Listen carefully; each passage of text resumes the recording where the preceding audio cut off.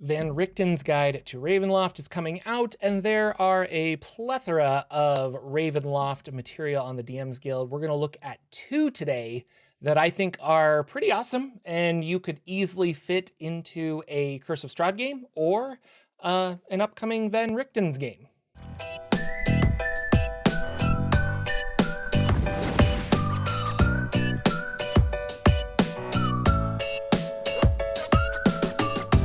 Hey everybody, this video was sponsored by the Dungeon Masters Guild, and they have a coupon for you. So if you use the coupon DMG Jorphdan 15, that's DMG JORPHDAN 15, you will receive 15% off, $15 or more off of community created content on the DMs Guild. Now this offer is valid through May 5th, 2021. So the two items that I discuss in this video are completely valid, and you can get those plus some other things, and you will get 15% off. So go check it out.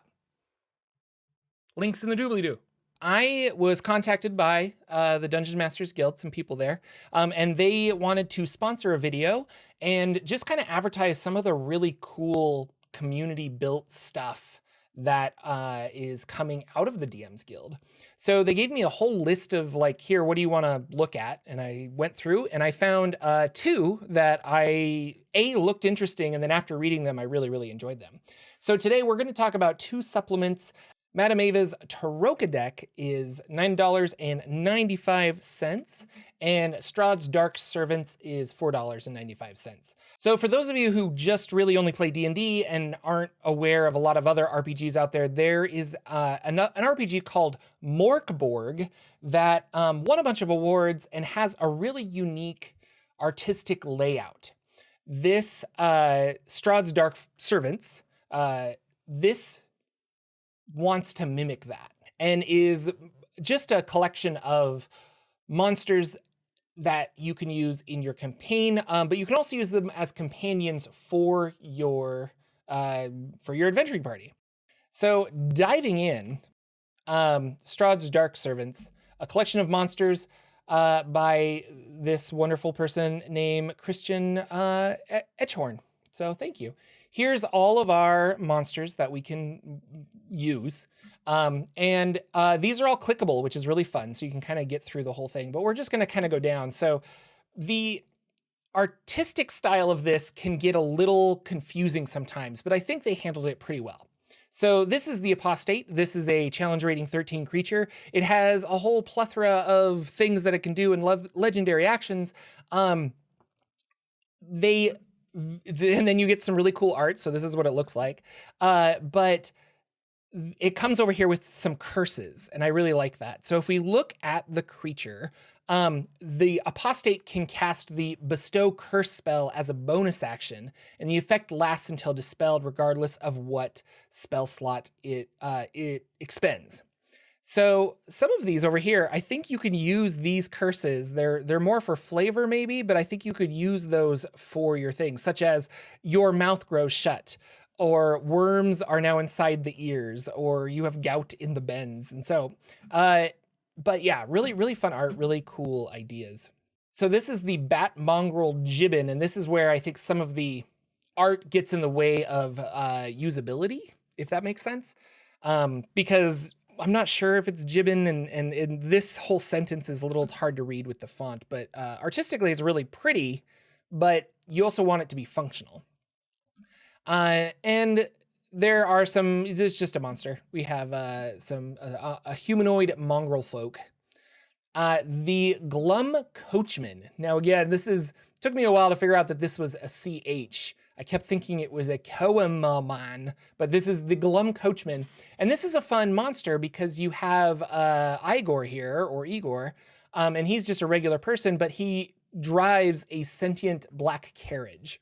And so we have this carriage that you can fight that is CR3, and then it gives you an encounter and about Igor and the black carriage and things like that, and even some props that you could print out, which is kind of fun. The Head Chef. So this is the chef that cooks for Strahd's guests. his special recipes of all this stuff. And he has a D4 big spoon attack, a +1 AC because he wields a lid as a shield, and he does a bunch of poison damage. And then this is his stat here, followed by just a really cool, like all of the different poison stuff that he has in his stuff. I think this one is my favorite so far because I like evil circusy jester things. The jester was interesting to me because I like the art, but also it's a spellcaster that has some armor and whatnot, but it has these dirty tricks. And I almost feel like you could just say these as the jester is attacking them. And so the jester comes in like right off the bat, greater invisibility for greater pain, and then he casts greater invisibility, or he twin dominates person, or he casts haste on himself. It's fun. This is a good monster. And a much better layout because the monster is very clear. I understand what he does, and then I have some extra stuff there that's fun. A pickled zombie. And this guy was interesting. So this is the Scharfrichter, but he is the man that facilitates Strahd's law. So if Strahd thinks you broke the law, he'll send this guy out to get you. And he chops people up and cuts off arms and things like that. He gets to read this fun little book here. Or not book, but like a scroll. If you broke the law, you can read this and he can be like, I have to cut you into pieces now. And if your players defeat him, you can roll a d6 to gain a trophy that he had in his satchel. And this could be a werewolf tooth, just weird things, a hand with fingers. That's fun. So we've got 1, 2, 3, 4, 5, 6, 7, 8, 9, 10. 10 monsters, but also 10 ways to utilize those monsters in your campaign. With Van Richten's Guide to Ravenloft coming out, I feel you could utilize these as transitions to different areas. So if you wanted to have a quick encounter here or there, this could be fun. This is very Strahd-centric because I think this was written without the idea of Van Richten's Guide coming out, and clearly Van Richten's Guide is not out as of filming this yet. But feel free to move this around. You could do this with just about anything. It's a lot of fun. And this actually ties in really well with our next product we're going to review. Okay, I had to readjust my microphone for this one because I need to show you some playing cards. So hopefully this works out. This is Madame Eva's Taraka deck of Friends, Foes, and Fortunes. So at the beginning of Curse of Strahd, you pull from the Taraka deck, the adventure, and the way those cards fall kind of puts various items in certain areas and things like that. And so you can kind of make a new adventure every single time. It's still always against Strahd. This is a really clever PDF because this person did that template, that idea of let me pull from the Taraka deck to make a unique adventure. And if you are going to do another Ravenloft, if you're going to do a Ravenloft adventure using the Van Richten's Guide that's just coming out, then this is another way to kind of either get inspiration for your campaign, or you are able to string together quick little side quests and things like that. Or those side quests could turn into large, giant missions. So let's just dive in, and I think it'll make more sense. So there's the forward, blah, blah, blah. Now, what they're doing is you use your Taraka deck to pull random cards, and then those cards get associated with things. Well, they are associated with things in this pamphlet, in this supplement. And then from there, you can generate, and they're advertising 64,000 unique combinations of objectives, friends, and foes. So using our Taraka deck, we're going to draw randomly our objective for whatever side quest or adventure you want to do. Who's going to help us, what friends we have in this objective, and who our enemy is. Okay, so how I think this is how I'm gonna set this up. This is kind of unorthodox. I've never really done this before. But now, sadly, I do not have a Taraka deck. So I actually have a deck of Princess Bride playing cards. And that is what we're going to use for this exercise. You're going to cut up your deck. This is either the Taraka deck or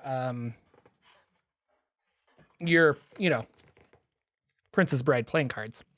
And you're going to cut them into having all the face cards in one deck. And these are very poorly shuffled, so this will be some interesting stuff. Yeah, so we're going to have all of the face cards in one deck, and then these are the number cards, and they're going to go into another deck. And I'm going to shuffle them real quick. So we have the common deck, and we have the high deck. Now, the common deck is how we are going to generate our adventures, our objectives and friends and foes and all that other stuff. But this one adds a little flavor to the adventure. First thing we're going to do is I'm going to set this off to the side. Is we have our regular deck here, and I don't need to do this because I shuffled it, but whatever. So we have our regular deck here, our common deck. And the first thing we're going to do is our objectives. So we draw a card and we put it down. So we have the 3 of diamonds. 3 of coins is the traitor. Samson Boswell. He's going to tell us all about our objective. There's some stuff about him. You get personality traits, you get ideals, bonds, and flaws, which is really good. And then we have the 3 things. We could have drawn this for the objective, a friend, or a foe. We did the objective. So our objective is gathered around a market stall with his 7 children in tow. Samson attempts to gather the adventuring party's attention with a humble request. He speaks of an abandoned manor he nearly discovered once belonged to his family, in which there might be some precious heirlooms he wants them to recover. Samson emphasizes that there should be nothing living inside the manor, but considering it is in a state of disrepair, it could still be dangerous to navigate. So there are some ghouls and some will-o-wisps and some problems, but your objective is to go and figure this out. Reading further, I should read the whole thing. Samson lied about having any relation to the owners of the manor, and the heirloom would likely fetch a pretty penny if sold to a noble. If confronted for his lies, Samson only true excuse is that he's trying to feed his 7 children. So there's our objective, is Samson. Then you take the deck, we cut it per the rules, and we put the top on the bottom, and then you pull from the bottom for the next one. And this is going to be the 8 of coins. And the 8 of coins is the tax collector, the Viscount Henley Beaumont. And now he's our friend. So one curious side effect of being a tax collector is that you quickly learn about everyone, but in most cases, people view you with a certain amount of disdain for relieving them from their hard-earned coins. As a friend, Henley's knowledge of many villages might prove useful in the adventure's endeavors. Or perhaps the person the heroes are after just happens to have their taxes due, in which case Henley is delighted to be of assistance with information and additional guard or 2 in order to get the taxes he is owed. In addition, Henley's traveling mansion provides reasonable safety and comfort during the journey. So this is kind of interesting. He could be in some tax trouble, and maybe Henley is okay with the thieving because of our good friend Samson, or whatever his name was.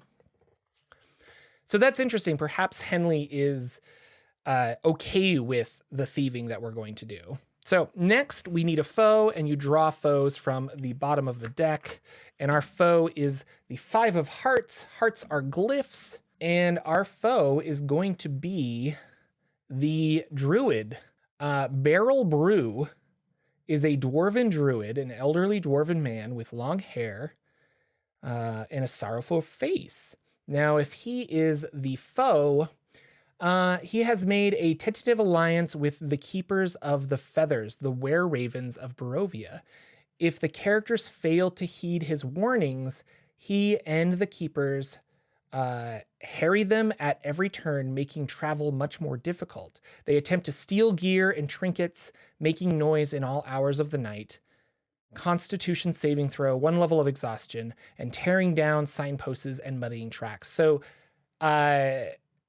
that is more of an annoyance than a foe, but there you go. The cool thing though is we could also just draw again and try a different foe if you don't like the first one. You don't necessarily have to like live up to this. The idea is that you're being, we got all diamonds. This is crazy. Diamonds are coins, and we're gonna do the 5 of coins, and the 5 of coins is the guild member Nervin Hondich. Now, as a foe, Nervin knows how to handle his hammer both beside the forge and in the heat of battle. Perhaps the Guild of Master Smiths and Metalworkers have decided that the adventurers are bad for business, and when you find kinks in the metal, you're forced to hammer them out. As one of the more experienced members of the guild, Nervin, accompanied by thugs, appears to politely suggest the heroes quit altogether. So, putting this together with our adventure, we have our guy who wants us to have go steal something. Perhaps this heirloom is related to Nervin, or he's working for Nervin to get taxes back. So there you go. I'm going to try another one really quick. And we're not going to put those cards back so that we get different. Well, I guess we could put them back, but anyway. So first is we draw from the top. That is the 6 of clubs, and the clubs are stars. So I'm going to go over here to stars, and we're going to go to 6. And the 6 of stars is Evoker Miriel Prokeshk. She is a young-looking woman with dark hair. And yeah, she's going to be our objective. Unsuited to the life she was born into and eager to find her own way in Barovia, Miriel left the Druid Circle to make a better life for herself. In choosing to do what was best for herself, she left behind the only family that remained to her, her younger brother, Everand. While she doesn't regret leaving, she regrets not taking him with her. She requests that the party go where a small group of druids has made camp. And one of them is Everand, whom she wants characters to retrieve for her. When the druids find the camp, there are 4 druids alongside Everand, and things ensue.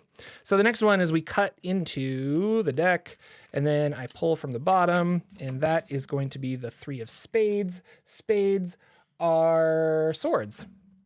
So we're going to go to the 3 of swords. 3 of swords is soldier Arlena Neskovna. She is a werewolf. Forbidding parents, things like that. Now she's a friend. She's a competent soldier, and as an ally, she gladly lends her expertise and skill to the party as they navigate Barovia. In order to do this, she offers to join the characters on their travels. She knows the lands very well, so she could be used as a way to track said druid caravan, and I like that.